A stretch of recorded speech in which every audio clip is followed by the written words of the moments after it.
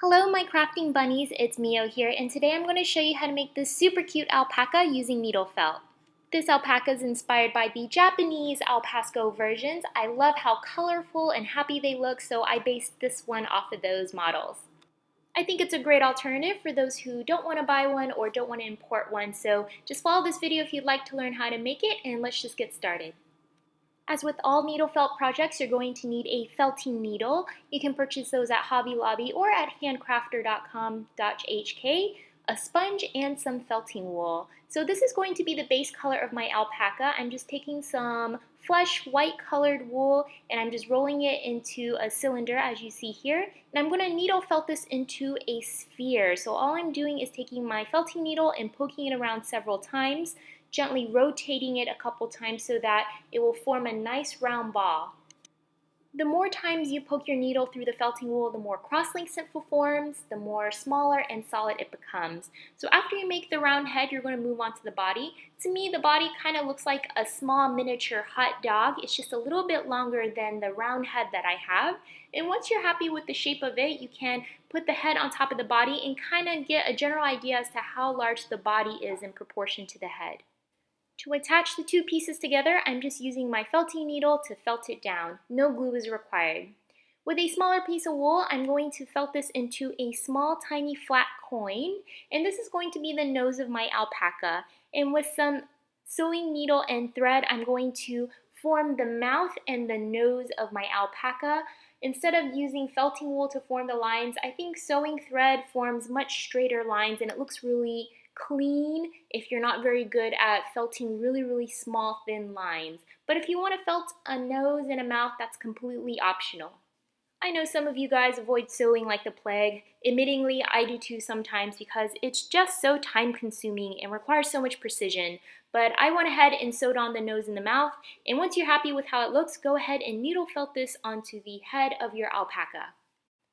Now with your felting needle, you're going to poke two holes where you think the eyes are going to belong. Just make sure you position the eyes pretty evenly spaced apart around the nose and the mouth, and I like it to line up where the nose is. And I'm using these animal eyes. I bought these on eBay, but I've also seen some animal eyes being sold at Joann's and Hobby Lobby, or you can use some clay if you don't have access to either of those, and you can just position the eyes where you had put the holes initially.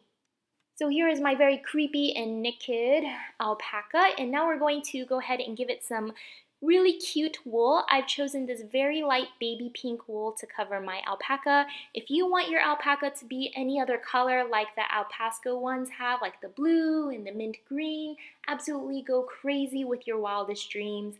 I'm just gently covering the areas where the color should be, and I'm gently needle felting it onto my alpaca. As you can see, I'm avoiding the areas around the eyes and the nose and the mouth. I'm just needle felting it very gently around.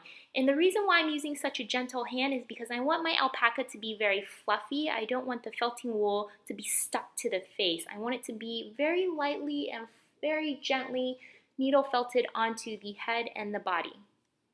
This will give your alpaca a more three-dimensional look in terms of its face. As you can see, the eyes are a little more sunken in, and it also makes it look more like cotton candy. So moving on to the ears, I'm taking some regular felt and I'm cutting out some round ears. As you can see, I'm kind of using my thumb as the needle pattern here. And once you have two of these ears, I'm going to fold them in half, as you see here, and it gives my ear a little more dimension. And you can either sew these ears on or you can hot glue them on. I chose to hot glue them because, again, I like to avoid sewing. Alright, so once you have the ears placed, you can go ahead and cover the rest of the body with the colored wool that you've chosen. And again, you want to have a very light hand so that your alpaca is nice and fluffy and mimics a plushie.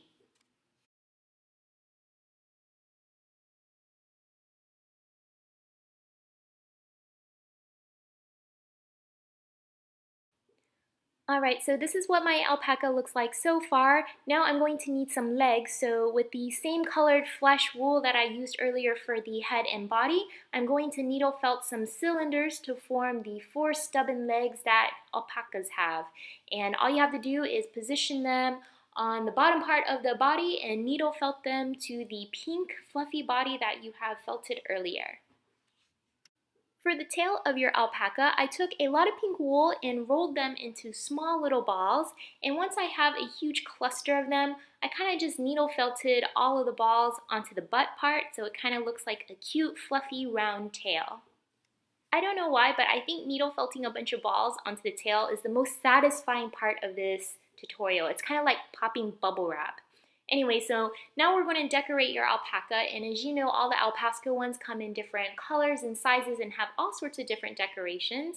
So for mine, I'm going to give it a yellow polymer clay star. So with some yellow polymer clay, I just took a clay tool and formed 4 evenly spaced dents all around a yellow piece of clay, and I'm going to gently reshape them with my fingers to form the little points of your star. Once you're happy with the shape of your star, of course, bake it, and you can use it to decorate your adorable little alpaca. I have some extra ribbon laying around the house and just kind of played around with it to form a necklace and figured out how I wanted my alpaca to look. You can make your alpaca look however you want. And don't forget to add some pink blush onto your alpaca. I'm using some pink eyeshadow here, and I'm just gently tapping it on the cheeks right below the eyes so that your alpaca will look like it's blushing because it's so happy and embarrassed. I seem to have added a lot of commentary to this video than I normally do, but I hope you guys enjoy this tutorial anyways. This alpaca is so adorable. I love how it fits in my hand. Makes a wonderful gift. So for more videos like these, please give me a thumbs up and do subscribe if you haven't already. And of course, you can follow me on Instagram. My username is FlyingNeo if you like to preview some of the other things that are going on in my life. And I will catch you guys very soon. Good luck and bye!